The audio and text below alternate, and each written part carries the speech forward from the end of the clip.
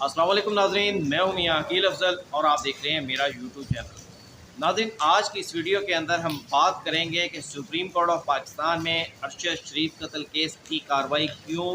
मुलतवी कर दी गई बग़ैर मुकदमा सुने हुए। दूसरी खबर जिसके ऊपर हम बात करेंगे वो है इलेक्शन कमीशन ऑफ पाकिस्तान ने जो मखसूस नशिस्तों के हवाले से सुप्रीम कोर्ट ऑफ पाकिस्तान से रहनुमाई मांगी है, वो मुकदमा कब समाअत के लिए मुकर्रर होने जा रहा है और उस मुकदमे की कार्रवाई आगे बढ़ने के क्या इम्कानात हैं। तीसरी नाज़रीन, आपके साथ छोटी खबर ज़रूर है, लेकिन सुप्रीम कोर्ट ऑफ पाकिस्तान में आज दो एड हॉक जजेज़ की जो थी हलफबरदारी थी, उस हलफबरदारी का जो अहवाल है वो तफसीली तौर पर आपके साथ शेयर करूँगा। और एक छोटी सी खबर आपको और दूँगा, वो खबर ये है कि हुकूमत ने चीफ जस्टिस काजी फायद ईसा को जो कत्ल की धमकी या कत्ल का जो ऐलान किया गया था उसके ऊपर सख्त कार्रवाई का फैसला कर लिया है। तो नाज़रीन, आज का व्लॉग इंतहाई अहम है, पूरा लाजमी सुनिएगा ताकि ये तमाम मालूमात आप तक पहुंच सकें। लेकिन उससे पहले मेरी आपसे गुजारिश है कि फौरी तौर के ऊपर यूट्यूब पर जाएं और मेरे चैनल को सब्सक्राइब कर दें। इसके साथ साथ बेल आइकन का बटन भी प्रेस कर दें ताकि मेरी जानिब से बनाई जाने वाली तमाम वीडियोज़ आप तक बर वक्त पहुँच सकें। अब नाज़रीन, आगाज़ करता हूँ आज के सबसे पहले सबसे बड़ी खबर, अरशद शरीफ कत्ल केस।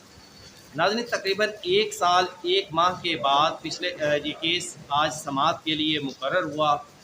ये बात सही है कि इस मुकदमे को इससे पहले साबका चीफ जस्टिस उमर अता बंदयाल की सरबराही में 5 रुकनी बेंच सुन रहा था, लेकिन आज ये मुकदमा 3 रुकनी बेंच जस्टिस मंसूर अली शाह की सरबराही में 3 रुकनी बेंच के सामने मुकर्रर हुआ। मुकदमे के आगाज़ पर ही जस्टिस मंसूर अली शाह, जो कि सुप्रीम कोर्ट ऑफ पाकिस्तान के सीनियर तरीन जज हैं, उनकी जानिब से ये कहा गया कि ये मुकदमा गलती से इसके बेंच के सामने मुकर्रर हो गया है। इससे पहले 5 रुकनी बेंच इस मुकदमे को सुनता रहा है, इसलिए हम इस मुकदमे की कार्रवाई आगे नहीं बढ़ाएंगे। इस बेंच में 5 रुकनी लार्जर बेंच में जस्टिस मोहम्मद अली मज़हर और जस्टिस जमाल खान मंदोखेल भी शामिल थे, जबकि दूसरे 3 जज साहबान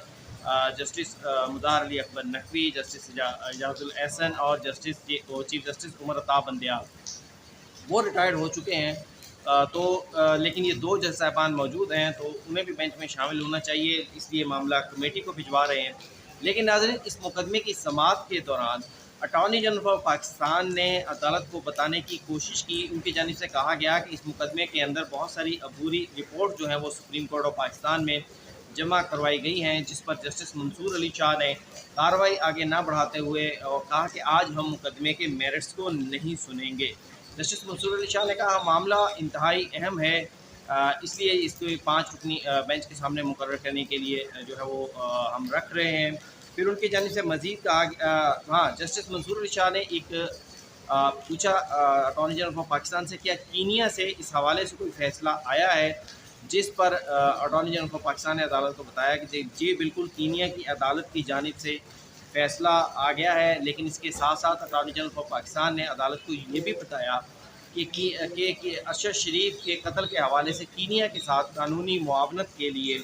मुसवदा तैयार कर लिया गया है और उस हवाले से काबीना से आइंदा इजलास के अंदर मंजूरी ले ली जाएगी, जिस पर जस्टिस मंसूर अली शाह ने दोबारा कहा कि अभी हम केस ये मेरिट्स पर नहीं सुन रहे। अच्छा, उसके बाद जो अरशद शरीफ की वालिदा हैं, उनके वकील शौकत अजीज़ सिद्दीकी आज अदालत में पेश हुए। तो नाज़रीन, मैं आपको बताता चलूँ, इस मुकदमे के अंदर अरशद शरीफ की वालिदा की जानिब से इमरान खान, फैसल वाडा समेत कुछ 6 लोगों के ख़िलाफ़ ये दरख्वास्त दी गई थी, जिन लोगों की जानिब से ये मौक़िफ़ अपनाया गया था कि उन्हें मालूम है कि अरशद शरीफ को किसने कत्ल किया है। तो इसके ऊपर अरशद शरीफ के आज वालिदा के वकील शौकत अजीज़ सिद्दीकी ने ये अदालत के सामने मौक़िफ़ अपनाया कि जनाब JIT को हुक्म दें कि इन 6 लोगों को जो बरमला जलसों में, तकरीरों में, प्रोग्राम्स के अंदर ये ऐलान करते रहे हैं कि जनाब हमें पता है ये कत्ल किसने किया है, JIT कम से कम उन लोगों को शामिल तो करें। अब इन लोगों के अंदर तो फैसल वाडा भी हैं, इमरान खान भी आते थे। बहरहाल जस्टिस मंसूर अली शाह ने एक मरतबा फिर जो है थोड़ी सी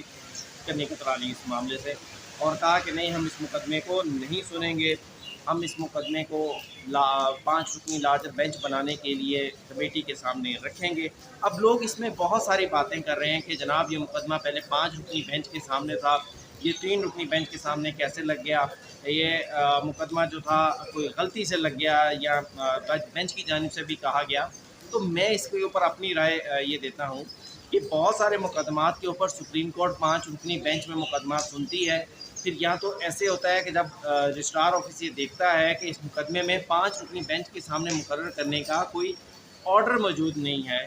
तो फिर उस मुकदमे को 3 रुकनी बेंच भी सुन लेता है, 2 रुकनी बेंच भी सुन लेता है।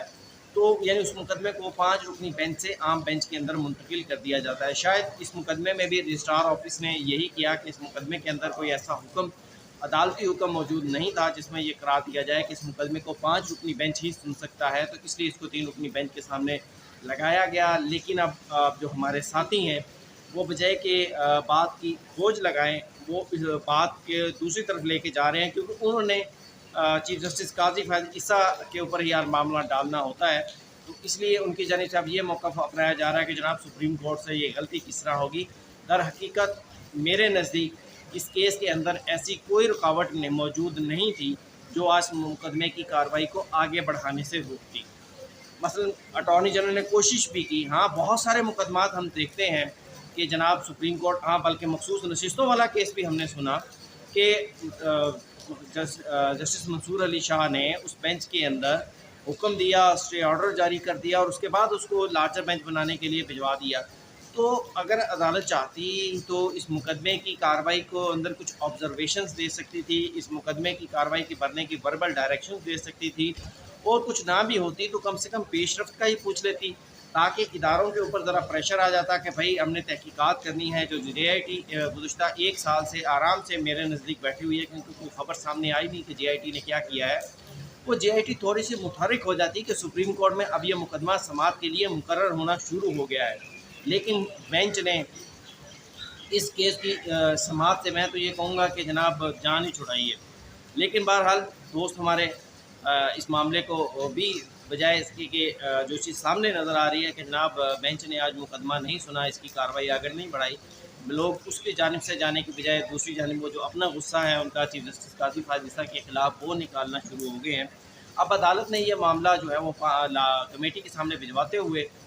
इसकी समाअत की तारीख़ देने से भी जो है वो कह लें कि इनकार किया या तारीख़ नहीं दी। उसकी वजह ये बताई गई कि जिन चीज़ दस्तयाब होंगे, गर्मियों की छुट्टियाँ चल रही हैं, तो फिर उसके बाद ही मुकदमात समाअत के लिए मुकर्रर होंगे,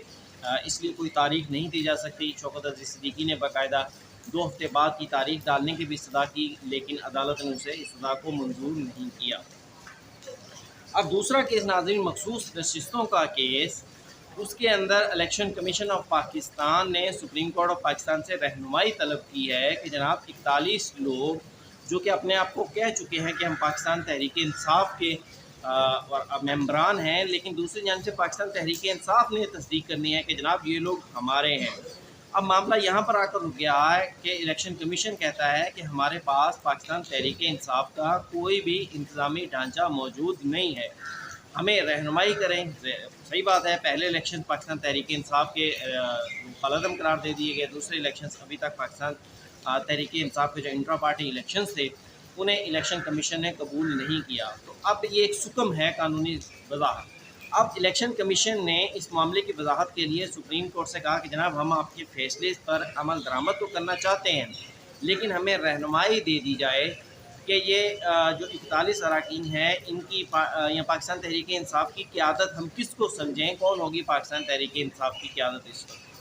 तो अब इस मुकदमे को समाअत के लिए मेरे नज़दीक तो फौरी तौर के ऊपर मुकर्रर होना चाहिए था। इस दरख्वास्त को चाहे 8 जजेस जो थे वो इम्प्लीमेंटेशन में सुनते या वो इस ऑर्डर की कोई एक्सप्लेनेशन कर देते, लेकिन दूसरी जानिब बजाय इसके कि इस मुकदमे को सुना जाता, अब ज़रा इस बात की तस्दीक कर रहे हैं कि इस दरख्वास्त को फ़िलहाल समाअत के लिए मुकर्रर नहीं किया जाएगा, और उसकी 2 ही वजूहत हैं कि सुप्रीम कोर्ट ऑफ पाकिस्तान में जजेस की छुट्टियाँ हैं, और दूसरी वजूहत ये बताई गई है कि अभी तफसीली फ़ैसला आया ही नहीं। अच्छा, कुछ लोगों की ये भी राय है कि मुमकिना तौर के ऊपर ये भी मुमकिन है कि इस मामले को, ये जो इलेक्शन कमीशन ने सवाल उठाया है, इसको तफसीली फ़ैसले के अंदर डिस्कस कर दिया जाए। अब तफसीली फ़ैसला कब आता है, जस्टिस आयशा मलिक बैरून मुल्क हैं, कुछ जजेस छुट्टियों के ऊपर हैं, सिर्फ जस्टिस मंसूर अली शाह और कुछ जजेस हैं उन अक्सरियती फ़ैसले के अंदर, जो कि बाकायदा भी मुकदमात की रजिस्ट्रियों में समाअत कर रहे हैं। तो देखना ये है कि तफसीली फ़ैसला कब आता है। लेकिन अब ये बात ज़रा से काफ़ी कन्फर्म हो चुकी है कि मुकदमा फ़िलहाल समाअत के लिए मुकर्रर नहीं होने जा रहा। तीसरी खबर नाज़रीन, चीफ जस्टिस काजी फ़ायज़ ईसा को एक हमारे आलिम साहब ने जो मुबारक सानी केस था, उसका जो नज़र सानी फ़ैसला था, उसके बाद उन्होंने ये ऐलान किया है कि जो शख्स भी चीफ जस्टिस काजी फ़ायज़ ईसा का सर लाएगा या उन्हें कत्ल करेगा, उसको 1 करोड़ रुपया इनाम दिया जाएगा। अब इसके ऊपर वफाकी हुकूमत के वज़रा की जानिब से, वफाकी हुकूमत के अहम अहदेदारान की जानिब से बड़ी सख्त जो है वो मौक़िफ़ अपनाया गया है। उसकी वजह ये बताई जा रही है कि रियासत अपना कंट्रोल, अपना स्ट्रक्चर जो ढांचा है उसको प्रोटेक्ट करेगी, और वजह ये बताई जा रही है कि अगर कोई भी शख्स रियासत के अहदेदार, आज चीफ जस्टिस ऑफ पाकिस्तान हैं, कल दूसरे चीफ जस्टिस होंगे, कल वज़ीर आज़म ऑफ पाकिस्तान के ख़िलाफ़, कल वज़ीर आला ऑफ किसी सूबे के ख़िलाफ़, कल chief of the army staff के ख़िलाफ़, तो फिर कोई भी आलिम उठेगा और इस किस्म का फतवा या ऐलान कर देगा कि जनाब इस शख्स को कत्ल कर दिया जाए, इसने ये तौहीन मज़हब की है, ये तौहीन रसालत की है, तो उस से पूरे रियासत का निज़ाम ख़राब होने का ख़तरा है। इसलिए रियासत ने अब ये फ़ैसला किया है कि चीफ जस्टिस के ख़िलाफ़ जिस शख्स ने ऐसा ऐलान किया है जिस आलिम की जानिब से, उसके ख़िलाफ़ सख्त से सख्त कार्रवाई की जाएगी। और इस हवाले से मेरी ख़बर, मेरे सोर्सेज़ की तस्दीक उस वक्त हो गई जब 2 वफाकी वज़रा, वफाकी वज़ीर दिफा ख्वाजा आसिफ और एहसन इकबाल की जानिब से एक प्रेस कॉन्फ्रेंस के अंदर यही पैगाम दिया गया कि जनाब सख्त कार्रवाई की जाएगी। और फिर उसके बाद दूसरी ख़बर जो मैंने इंटरनेशनल मीडिया के ऊपर अभी चंद मिनट पहले देखी है चलते हुए, जिसमें यह बताया गया कि जनाब FIR जो है वो पुलिस ने दर्ज कर ली है, और उस FIR में के अंदर जितनी भी दफ़ात बनती थी वो तमाम दफ़ात को लगा दिया गया है। अब इस मुकदमे में भी सख्त कार्रवाई का कहा जा रहा है कि सख्त से सख्त कार्रवाई की जाएगी। चौथी और आखिरी खबर के ऊपर बात करता हूँ। सुप्रीम कोर्ट ऑफ पाकिस्तान के 2 एडहॉक जजेस जस्टिस सरदार तारिक मसूद और जस्टिस मज़हर आलम मियाँ खेल ने बतौर एडहॉक जजेस सुप्रीम कोर्ट आज हलफ उठा लिया। 11 बजे सुप्रीम कोर्ट ऑफ पाकिस्तान की जो प्रिंसिपल सीट है इस्लामाबाद में, सुप्रीम कोर्ट ऑफ पाकिस्तान में उनकी हलफ बर्दारी हुई। हलफ बर्दारी की तकरीर के अंदर जस्टिस सरदार तारिक मसूद साहब के अहले खाना ने और फैमिलीज़ ने भी शिरकत की, जबकि जस्टिस मज़हर आलम मियाँ खेल जो थे वो उनके साथ कुछ दोस्त का जो थे उन्होंने शिरकत की। स्पेशल कुछ वकला की बहुत बड़ी तादाद इसके अंदर मौजूद थी। वकला ने दोनों जजेस की एडहॉक अपॉइंटमेंट्स को हमेशा वेलकम किया है। पाकिस्तान बार काउंसिल ने भी इसके ऊपर एलामिया जारी किया है। जस्टिस सुप्रीम कोर्ट के सीनियर जज जस्टिस मंसूर अली शाह इस हलफबर्दारी में शामिल थे। नईम अख्तर अफगान और बेंच के जो सुप्रीम कोर्ट में दस्तयाब जजेस हैं, उन तमाम जजेस ने भी इस हलफबर्दारी में शिरकत की। हलफबर्दारी की तकरीब के बाद जो वकला की गुफ्तगू थी, मैंने गुफ्तगू तो शेयर करना मुझे मुनासिब नहीं लगता। अलबत्ता चीफ जस्टिस पाकिस्तान ने वकला से गुफ्तगू की, लोगों ने जो है उनसे मुख्तलिफ सवालात किए। उसके बाद जो थे जस्टिस मंसूर अली शाह, उनके साथ मुख्तलिफ वकला की गुफ्तगू हुई, तस्वीरें बनाई गई चीफ जस्टिस साहब के साथ और जस्टिस मंसूर अली शाह के साथ। तो बड़ी एक पुरवकार सादा सी ये तकरीब सुप्रीम कोर्ट ऑफ पाकिस्तान में हुई, जिसके बाद में जो कोई 100 के करीब लोगों के लिए रिफ्रेशमेंट भी रखी गई। सुप्रीम कोर्ट के कुछ सीनियर वकला, सुप्रीम कोर्ट के अफसरान ने इस तकरीब के अंदर शिरकत की। और अब देखना यह है, बताया यह गया है कि कल आइंदा 1 से 2 रोज़ के अंदर ये जजेस जिन्होंने एडहॉक जजेस के तौर के ऊपर हलफ उठाया है, उनके बेंचेस कॉन्स्टिट्यूट कर दिए जाएंगे और वो मुकदमात की समाअत का बाकायदा आगाज़ कर देंगे। नाज़रीन, ये था आज का व्लॉग कैसा लगा मुझे अपने कमेंट्स में ज़रूर बताइएगा। चैनल को लाइक कीजिएगा, सब्सक्राइब कीजिएगा और शेयर करना बिल्कुल मत भूलिएगा। इजाज़त दीजिए, अल्लाह हाफ़िज़।